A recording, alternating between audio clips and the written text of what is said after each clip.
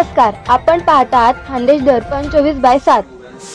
नमस्कार, मी राजेश चौधरी. मित्रांनो, आपण आज सावदा येथील मूर्तिकार जे आहे गणेश मूर्तिकार या ठिकाणी आलेलो आहोत. आता गणपतीचे 15 दिवसानंतर जवळपास आगमन होणार आहे. त्यानिमित्त सावदा येथील जे कारागीर आहे मूर्तिकार त्यांच्या इथे आपण आलेलो आहे. त्यांचे जे फायनल टचअप चालवले आहे, मूर्तींना दिलेले फायनल टचअप जे चालू आहे ते आपण या ठिकाणी आता पाहणार आहोत आणि त्यांच्याशी काही थोडी बातचीत करणार आहोत. नमस्कार. नमस्कार. आपलं नाव? मोहन कुंभार. मोहन कुंभार. आपण किती वर्षापासून या व्यवसायात आहे? जवळजवळ 12-13 वर्ष झाले. बरं. सर्वे? हो. 12-13 वर्षापासून काम करताय. हो. बरं, आता ही जी पिढी आहे तुमची काम करते या मूर्तिकलेमध्ये, कितवी पिढी आहे आता तुमची? हे आता फर्स्ट पिढी आहे, म्हणजे आम्ही चालू केलंय, पहिलीच आहे. अच्छा. हो. नाही, मग काही वर्षापूर्वी पण आपण पाहिलं आम्ही की मूर्त्या चालू होत होत्या, करत होते. आम्ही लहान 5 फूट 6 फूट 15 फूट बरोबर. 12 फूट असं. बरोबर. ओके, ठीक आहे. मग आता जसा काळ बदलतोय तसा तसं मोठे मोठे उंच उंच मूर्ती तयार होणे चालू होते. बरं, ह्या ज्या मूर्त्या ह्या कसल्या आहे, म्हणजे काय वापरलाय तुम्ही? हे पीओपी आणि नारळाचा काथा. बरं. कारण शाडू मातीच्या मूर्त्या असं ओल्या जागेत बनवू शकत नाही. बरं. पाणी राहतं ते राहतं. म्हणजे बहुतेक ह्या ज्या मूर्त्या बनल्या ह्या प्लास्टर ऑफ पॅरिसच्या आहे समजा सगळ्या.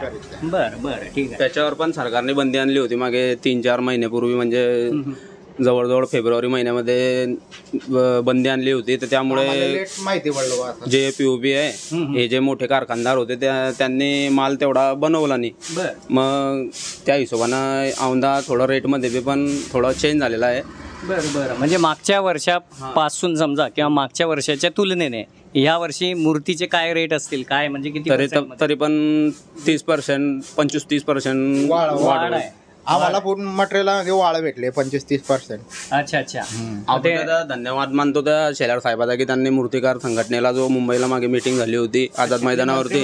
अच्छा. तर आशिष शेलार जे मंत्री आहे त्यांनी भरपूर प्रतिसाद दिला. मुंबईमध्ये जवळजवळ 25,000 ते 30,000 मूर्तिकार तिथे जमलेले होते फेब्रुवारी महिन्यामध्ये. आम्ही स्वतः गेले होते. अच्छा. त्यामुळे निर्णय जवळजवळ एप्रिल मे दरम्यान लागला, तेव्हा हे पीओपी डबल चालू झालं. त्यामुळे जो माल जो एक्स्ट्रा बनायचा त्या किंमतमध्ये थोडा बजेट भेटायचे. तर मग ते ऐन टायमावर परवानगी मिळाली, त्याच्यामुळे थोडा प्रॉब्लेम आहे जरा. कारण काय उदारनिर्वाह हिच्यावरच आहे आमचा आला, दुसरं काही नाही. बरं, शाडू मातीच्या बनवायला म्हटलं म्हणजे ते काही साधी गोष्ट नाही. हा, त्याला आर्टिस्ट मोठं शिकवण लागते त्याला. बरं, आपल्या इथून सावद्यातून प्रॉपर कोणत्या परिसरामध्ये जास्त मूर्त्या जात असतात? कोणत्या? जळगाव, एरोंडोल, पारोळा. काही आता तर आमच्याकडे नवीन मंडळ आलाय नाशिक सटाणा. बापरे. ते या भाऊकडे मूर्ती बुकिंग आहे जय गुरुदेव आर्टमध्ये. नाशिक सटाण्याची. एरोंडोलचे तर भरपूर मंडळ आहे. चोपडा साईडकडले तर बरे आहे, म्हणजे 5% आहे. बरं, MP साईडला वगैरे जाता आपल्या मूर्त्या? नेपाळनगरचा आहे. रायवेर लोक गेले आहे, रायवेर वाघोळ त्याच्या लोक गेले. खरगोन जिल्ह्यामध्ये मूर्ती गेलेली आहे. झिरण्या गाव आहे ना, तिथे मूर्ती दिली आहे खरगोन जिल्ह्यात. बरं, इथे जास्तीत जास्त किती हाईटच्या मूर्त्या बनवता तुम्ही? 12 ते 13 फूट. 12-13 अवेलेबल आहे. 12-13 फुटापर्यंत. कारण उंच बनवायला जागा नाही, तेवढी जागा नाही. आमची परिस्थिती त्या हिशोबानं. पण मग तेवढा रेट तुम्हाला मिळतो का?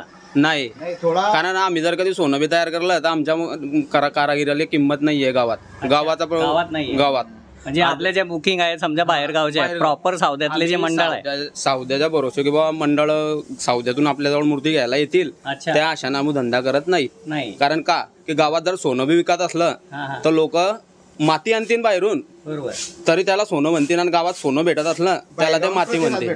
अच्छा, बाहेर गावचा जास्त प्रतिसाद आहे तुम्हाला सावद्या किंवा परिसरातला? सावद्यातला प्रॉपर तरी नाही आहे कमी आहे, अगदी कमी आहे.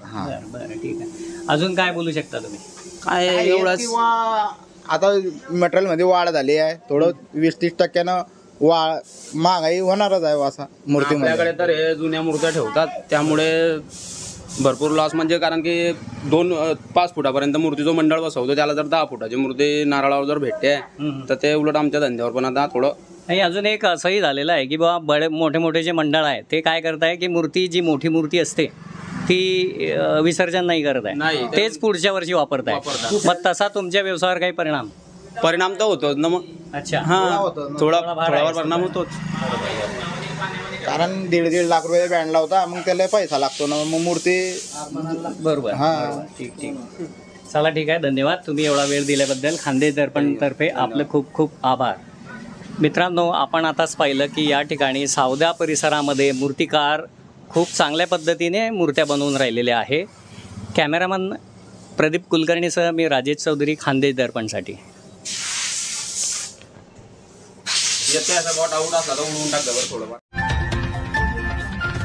अशाच ताज्या बातम्यांसाठी पाहत रहा खानदेश दर्पण 24/7. आजच आपले चॅनल लाईक व सबस्क्राईब करा.